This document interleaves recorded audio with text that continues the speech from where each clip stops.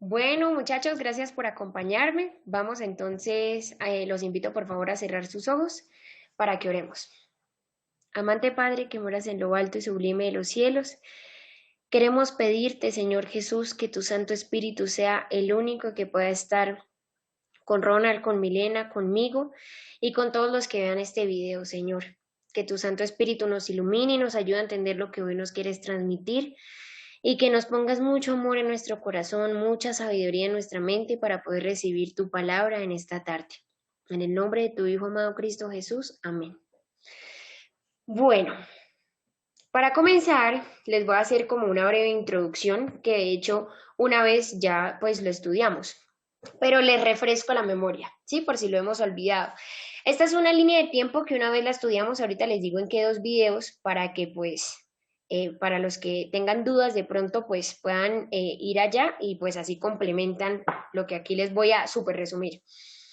Cuando Jesús viene por segunda vez, el regreso de Jesús, que de pronto muchos nos han hablado, nos han dicho, lo conocemos, ¿qué va a suceder ese día en especial? En ese día van a existir dos grupos de personas, los que se murieron ya y los que están vivos para ese momento.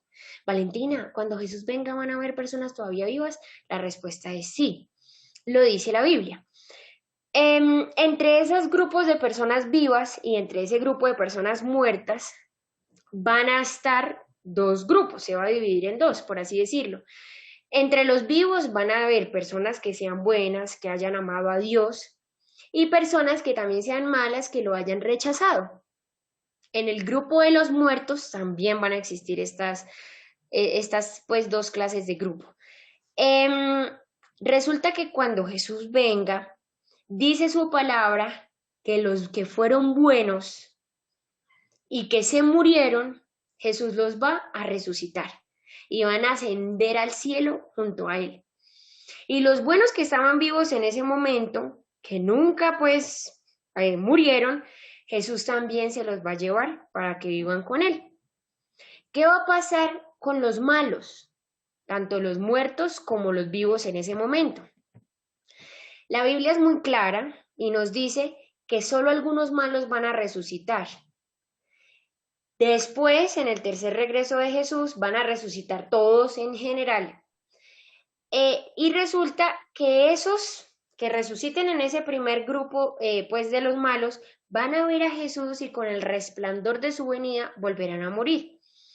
Mientras que los vivos que estén malos, cuando lo vean, van a morir. ¿Listo? Valentina, ¿de dónde usted saca eso? Aquí se encuentran los versículos bíblicos en los que me baso, pues, para darles esta línea de tiempo.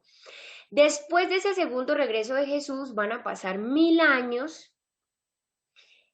Apocalipsis 20, el 1 al 10 nos habla sobre eso. Y al final de estos 1000 años Jesús viene a la tierra por tercera vez. Esta vez, por eso yo le titulo Tercer regreso de Jesús. Y esta vez que vuelve Jesús, ya Jesús va a volver para dar, como dice la Biblia, a cada quien conforme a sus obras. Les voy a pedir por favor, si se les hace un poco confuso entender esto que les acabo de explicar, que se vean estos dos videos. ¿Cómo será el segundo regreso de Jesús y solo viviremos 1000 años en el cielo? Son los dos videos que nos van a explicar súper bien a partir del regreso de Jesús hasta el tercer regreso de Jesús, pues esta línea de tiempo que les acabo de hacer acá. Si les pareció muy complejo, muy complicado, si no lograron entender, diríjanse a estos dos videos y sé que lo van a entender mucho mejor.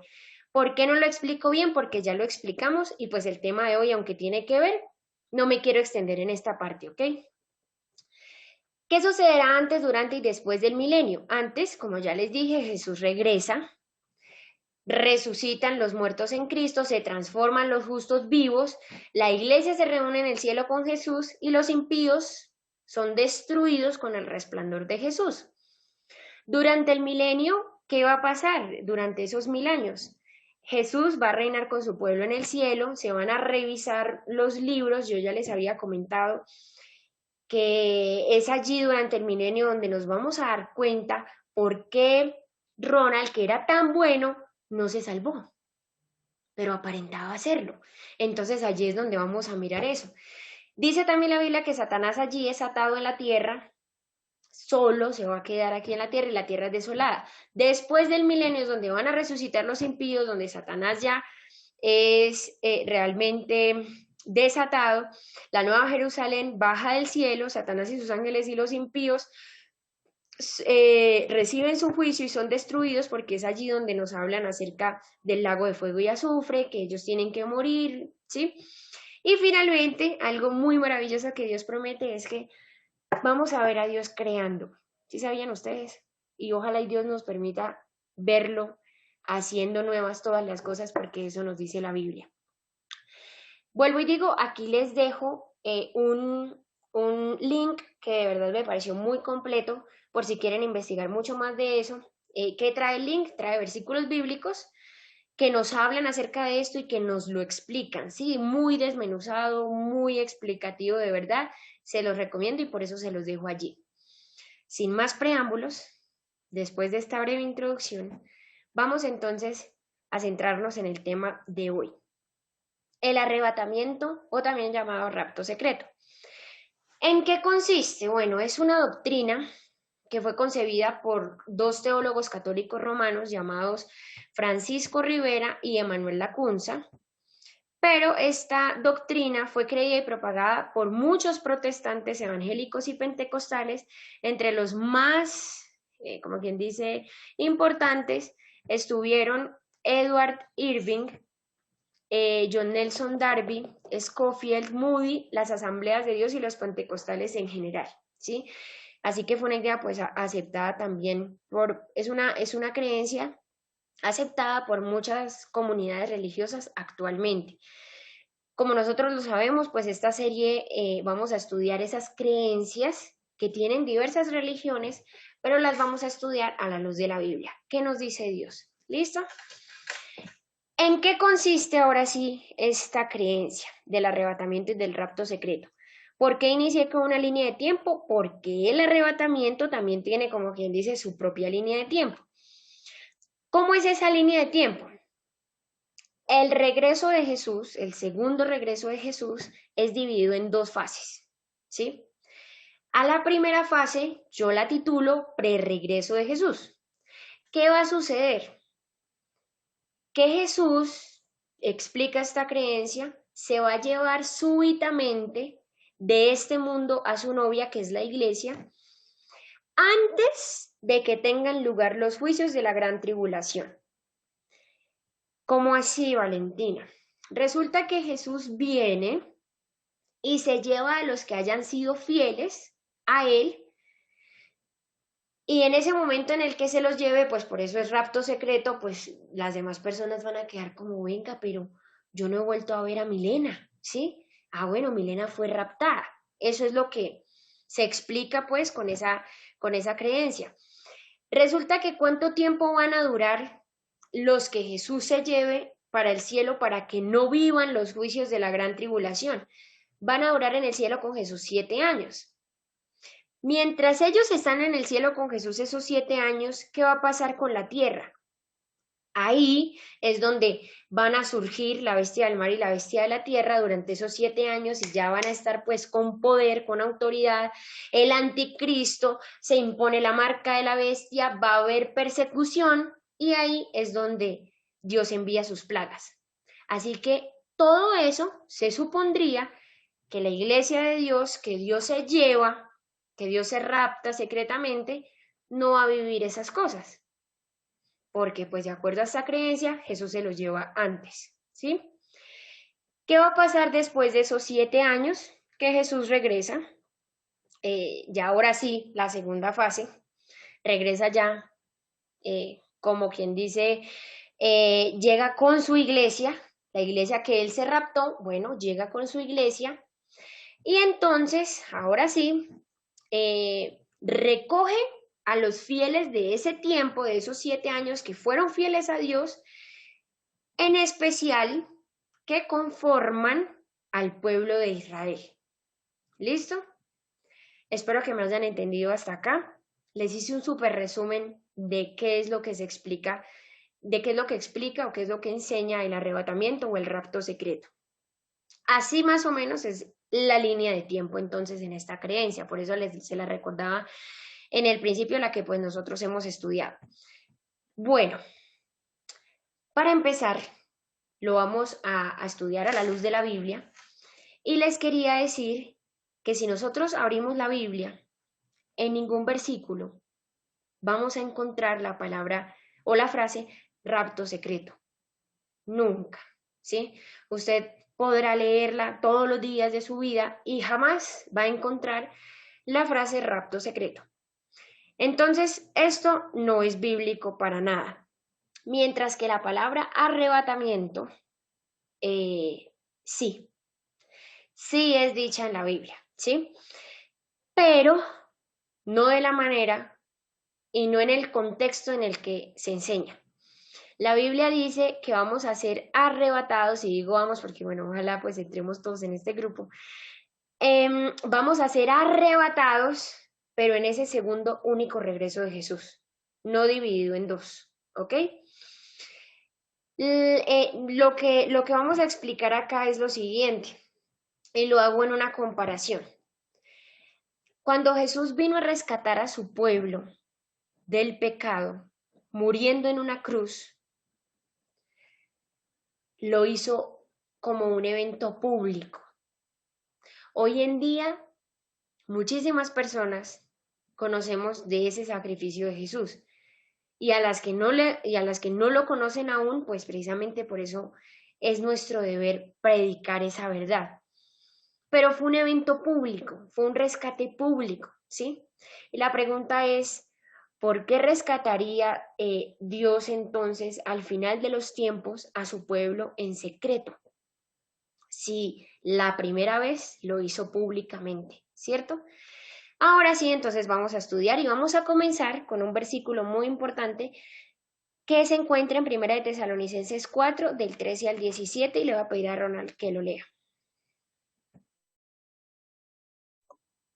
Tampoco queremos, hermanos, que ignoréis acerca de los que duermen, para que no os entristezcáis como los otros que no tienen esperanza.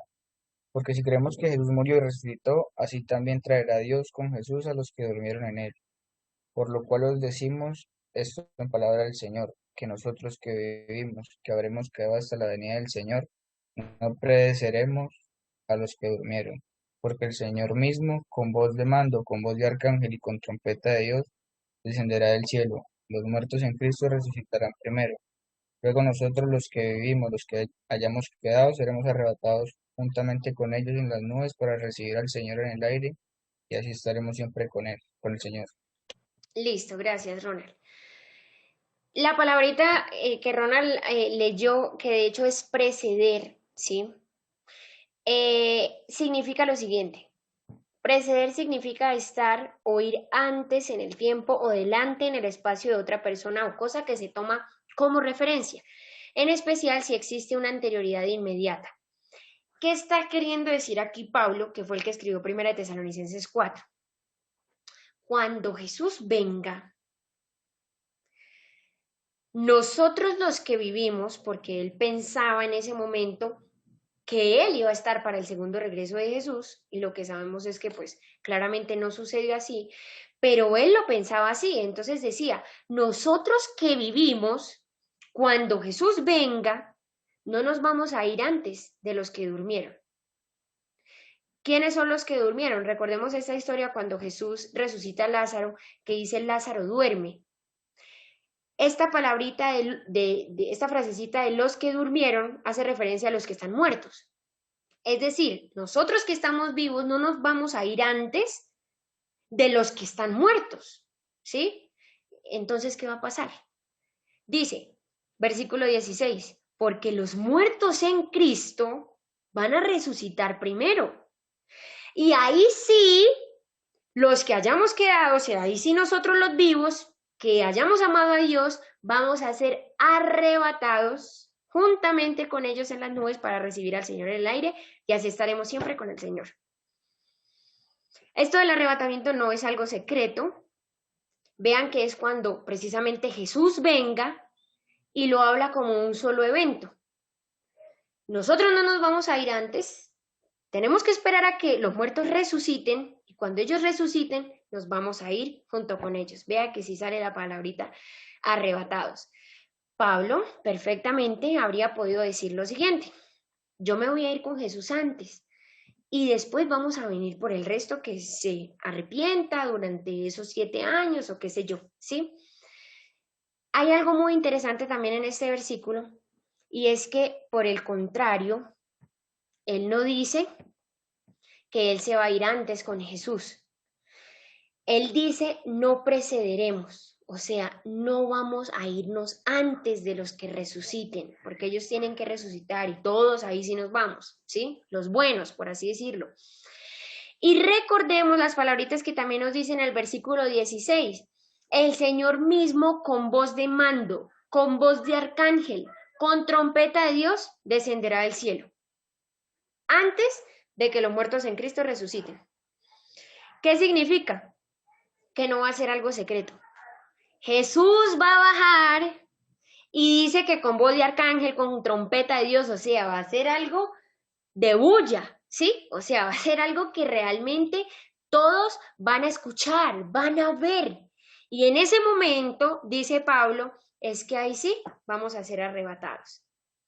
Entonces vean que para iniciar, este versículo es realmente fascinante, ¿sí? Si nos quedáramos solamente con este versículo, podríamos ya irnos de la reunión y comprender, pues, eh, o sea, quedar pues muy claro esto. Sin embargo, la Biblia es un libro tan fascinante que cuando nosotros tenemos dudas o inquietudes acerca de las cosas que nos pueden decir, incluso usando la palabra de Dios, si nos remitimos a la Biblia, nos vamos a dar cuenta que la misma Biblia nos explica todas nuestras dudas. Y hay muchos más versículos que nos lo van a explicar y los vamos a estudiar hoy.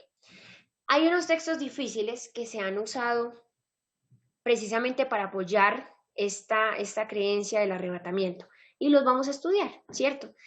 Primer texto difícil, Mateo 24, 40 y 41 dice, entonces estarán dos en el campo, el uno será tomado, el otro será dejado. Dos mujeres estarán moliendo en un molino, la una será tomada y la otra será dejada. Cuando se lee este versículo, quienes creen en la doctrina pues del arrebatamiento, dicen, ¿sí ven? Uno va a ser tomado, el otro va a ser dejado. Es decir, uno es arrebatado, el otro se queda aquí en la tierra. Y yo analizando este versículo, yo Valentina, yo decía, bueno, aquí nos habla de un solo evento. Vea que no dice que uno será tomado, el otro será dejado, y después de un tiempo Jesús vuelve y vuelve a tomar otra parte y los otros quedan dejados. ¿Sí me hago entender? Vean que habla de un solo evento. Dice, cuando esto pase, que ya vamos a ver qué es lo que tiene que pasar, uno es tomado, el otro es dejado. ¿Qué otra cosa tenemos para explicar esto? Dios siempre, en la Biblia, a lo largo de la Biblia, siempre han existido dos grupos de personas, las ovejas y los cabritos, el trigo y la cizaña, los que tienen el sello de Dios, los que tienen la marca de la bestia, los que construyen su casa sobre la roca, los que construyen su casa sobre la arena. Esto no dice que sencillamente nos está hablando pues de las cosas, o sea, de algo pues literal. Dios usa siempre dos grupos de personas, significando que unos se van a salvar y que otros no, ya. Ni siquiera lo dice para decir, no, es que el 50% de las personas son las que se salvan y el 50% no.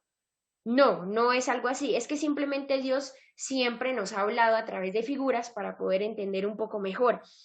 Por eso dice, una va a ser tomada y otra va a ser dejada. Una estará moliendo y va a ser tomada y otra va a ser dejada, ¿sí? Además de esto, notemos que estos se encuentran en los versículos 40 y 41. Vamos a ver los tres versículos antes de estas que nos dicen. Versículo 37, 38 y 39. ¿Sí? Antes del 40 y del 41 del mismo libro, del mismo capítulo. ¿Qué nos dice? Y esto es muy, muy importante.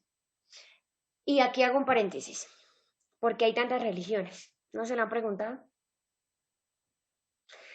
En algún momento lo vamos a estudiar.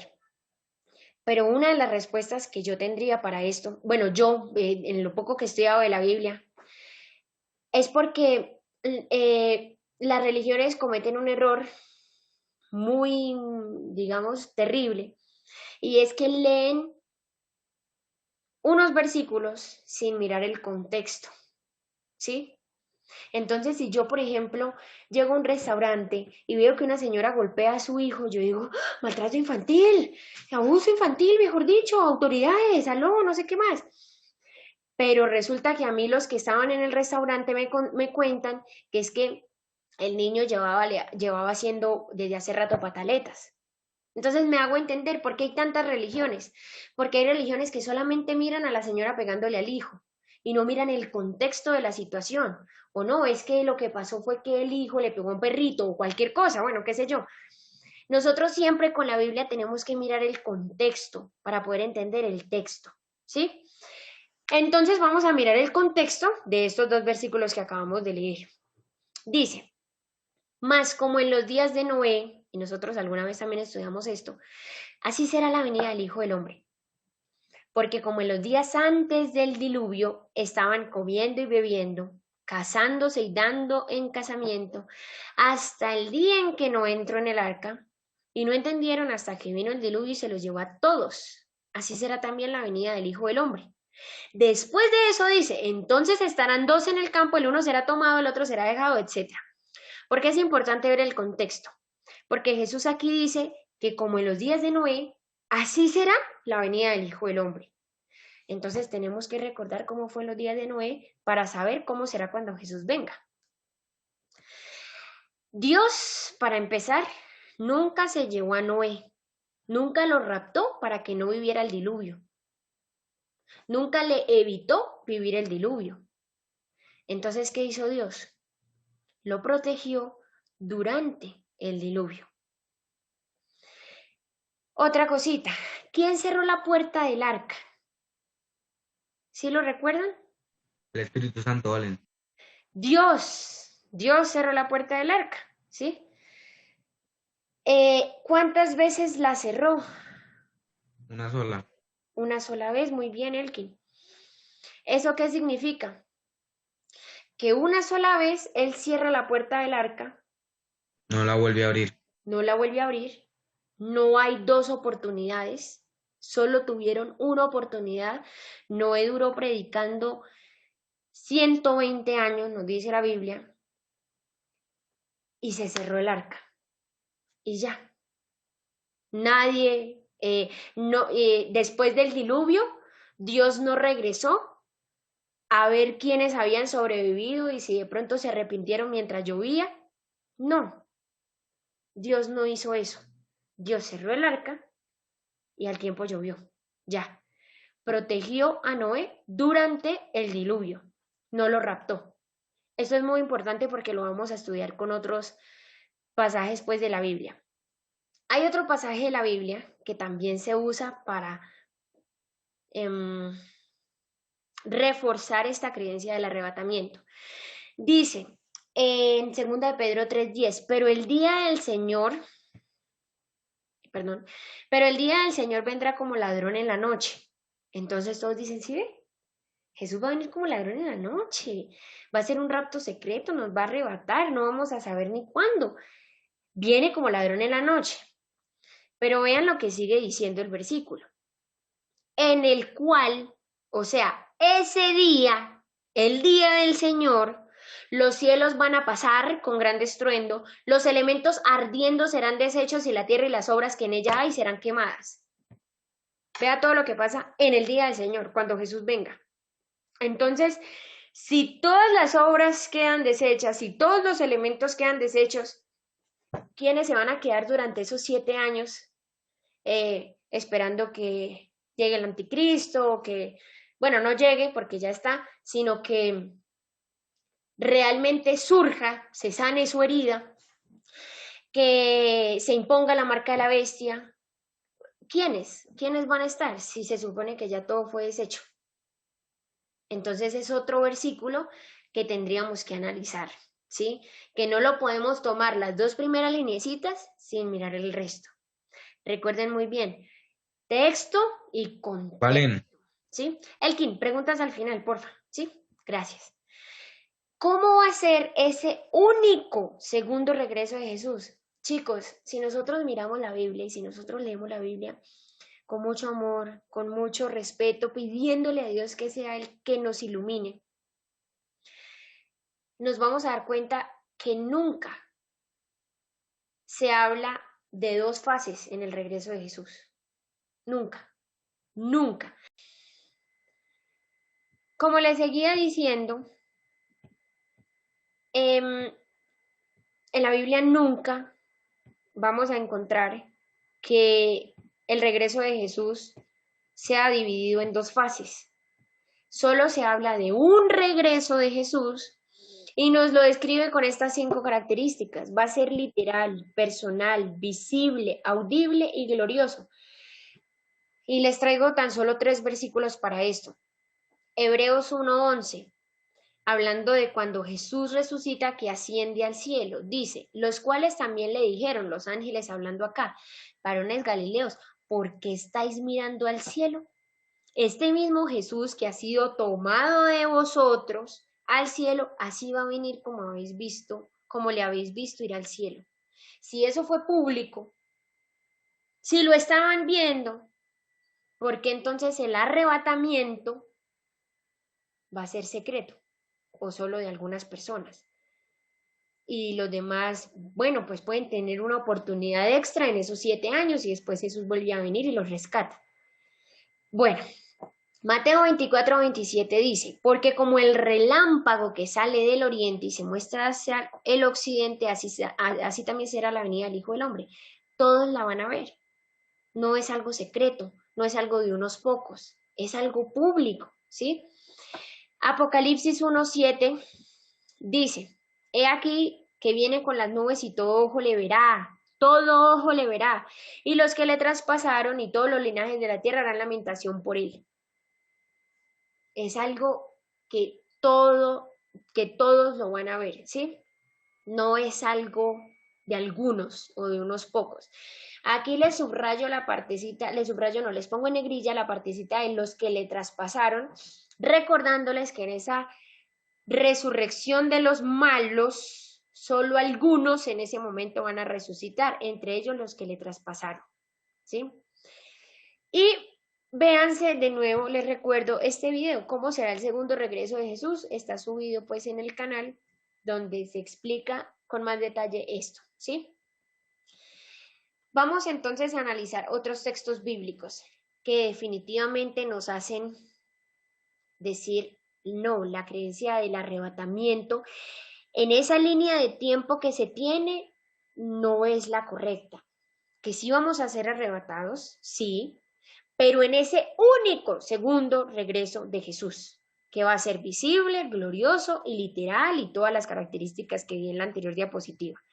Mateo 24:22 dice, y si aquellos días, para recordarles, Mateo 24 no se los había dicho y lo había olvidado, Mateo 24 es un capítulo, no sé si pues lo recuerdan, alguna vez lo dije, es un capítulo que está escrito cronológicamente. Entonces, si Milena tiene dudas de cómo va a ser todo lo que suceda al final del tiempo, diríjase a este capítulo, Mateo 24.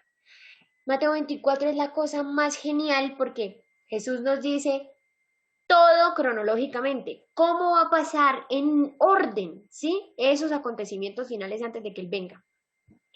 Entonces dice en el versículo 22, hablando de los tiempos del fin, dice, si esos días, si aquellos días no fuesen acortados, nadie sería salvo. Mas por causa de los escogidos, aquellos días serán acortados. ¿Cuáles escogidos? Si ya Jesús se los raptó.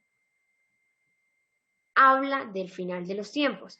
Mateo 24, 29, 30 y 31 dice, e inmediatamente después de la tribulación de aquellos días, resulta que antes del versículo 29 se dijo que iban a venir hambres, pestes, enfermedades, terremotos, nación contra nación, reino contra reino, murmuraciones, el Padre con el Hijo se entregan, bueno, etcétera.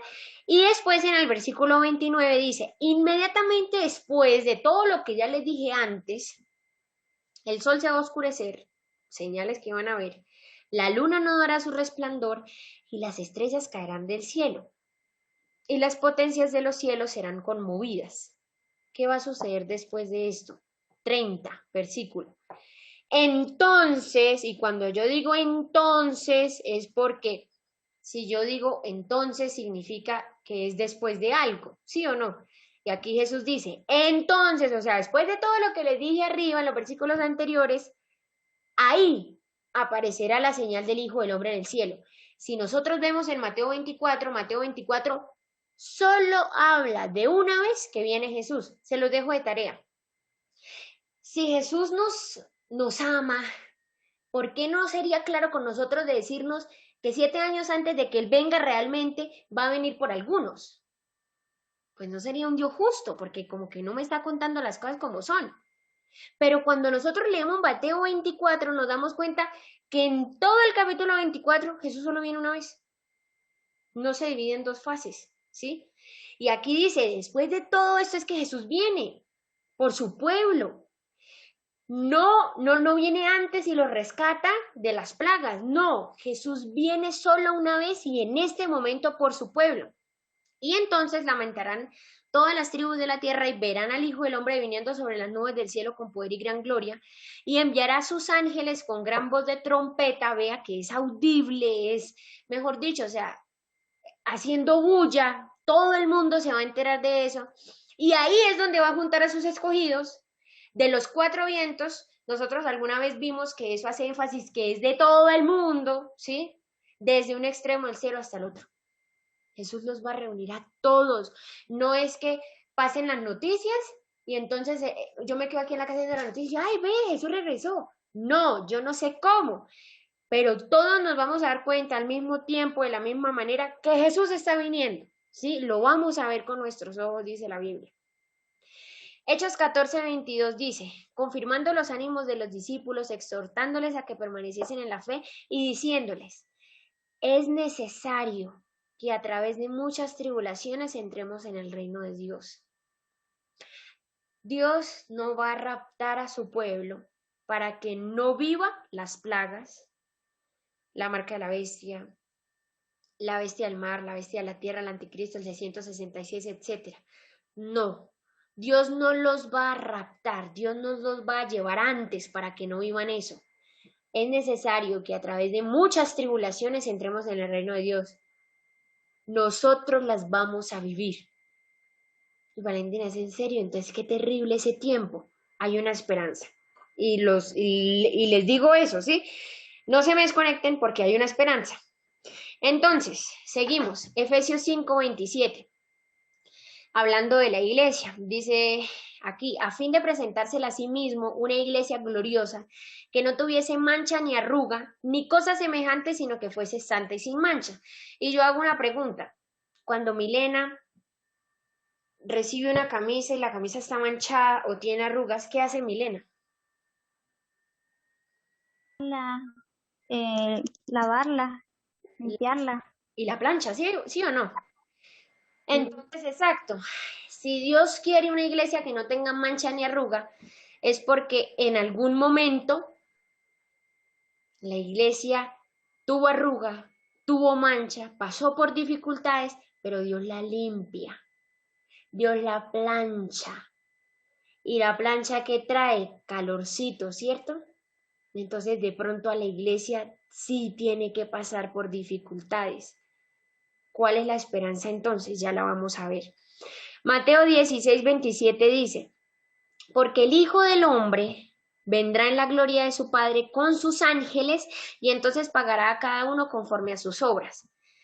Si se supone que después de los 7 años Jesús desciende del cielo con su iglesia precisamente para rescatar a su pueblo Israel que quedó durante esos 7 años viviendo las plagas y todo lo demás, pero en Mateo 16:27 y de hecho en muchos versículos de la Biblia dice que el Hijo del Hombre viene con sus ángeles.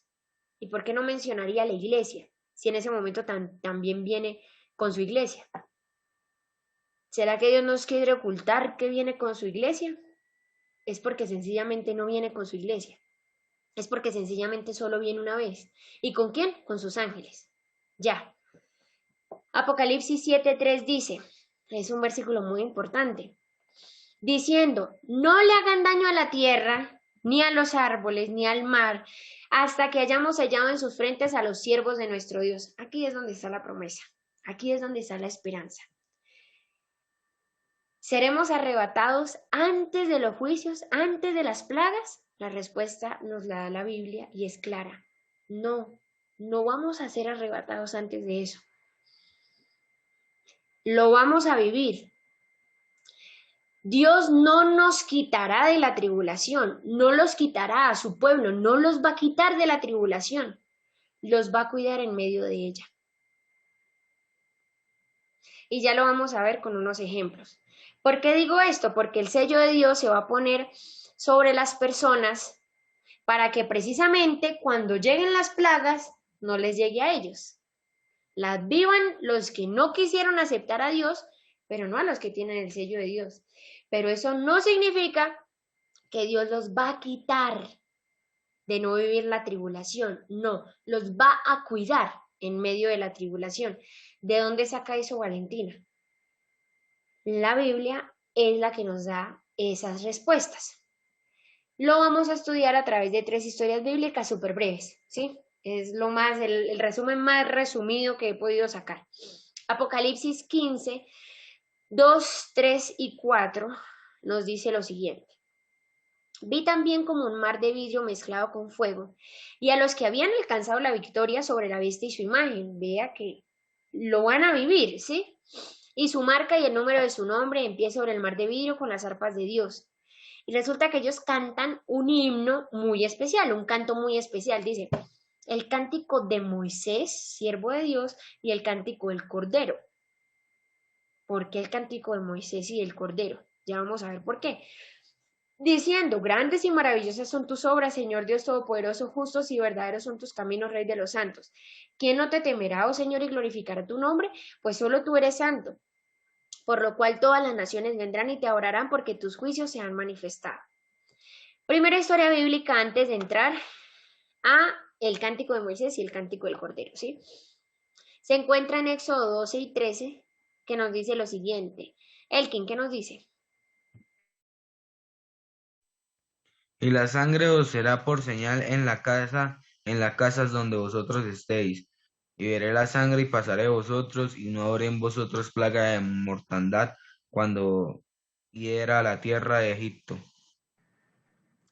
Gracias, Elkin. Es algo muy evidente. El pueblo de Israel, cuando vivió las plagas de Egipto, Dios les dijo, vengan, yo los elevo al cielo para que ustedes no vivan las plagas. No, Dios los cuidó en medio de las plagas. No los sacó de Egipto para que no sufrieran las plagas. Los libró de ellas.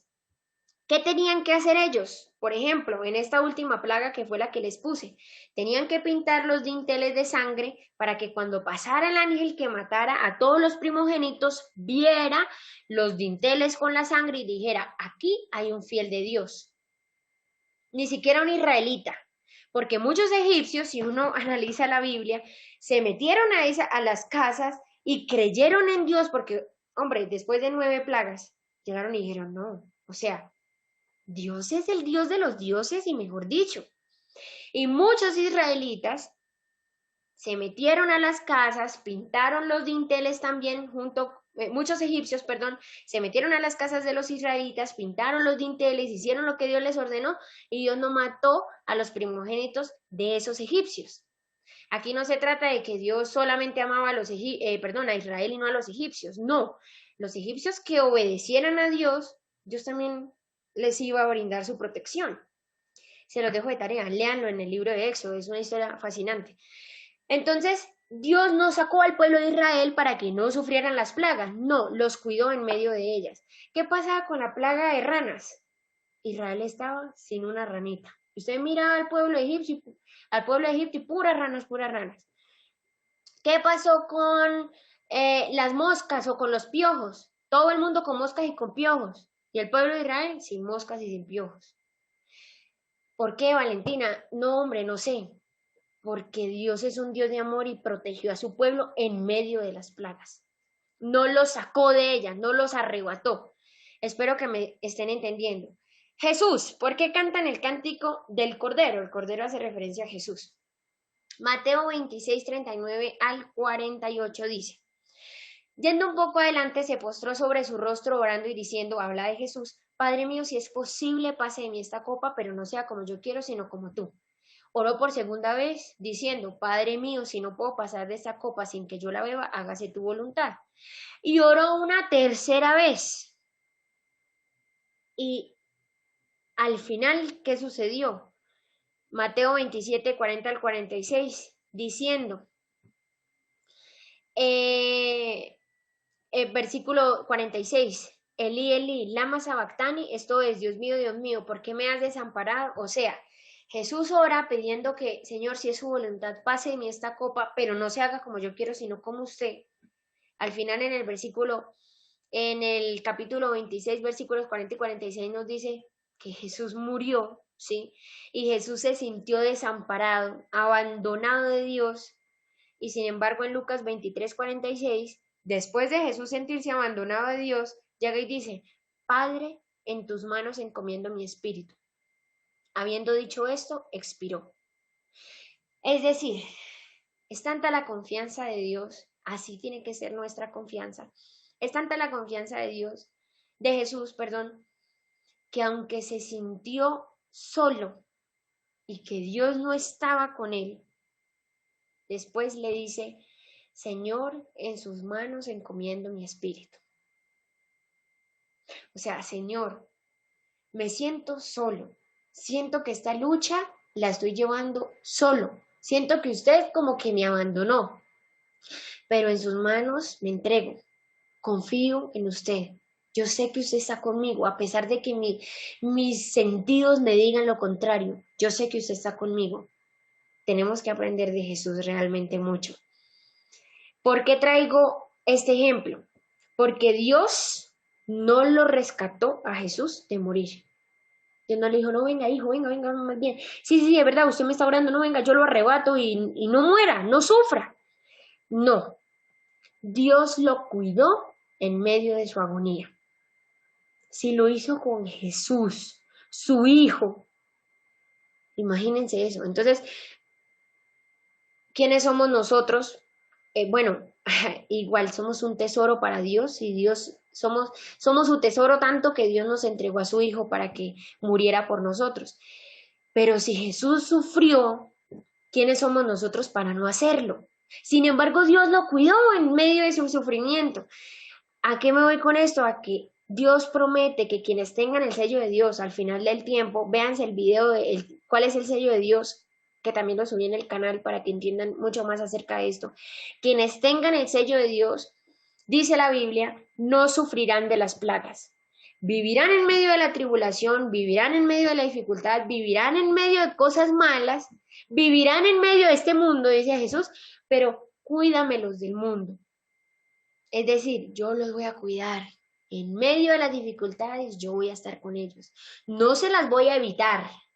No los voy a raptar antes de que sucedan. Ustedes van a estar allí viendo todo lo que sucede.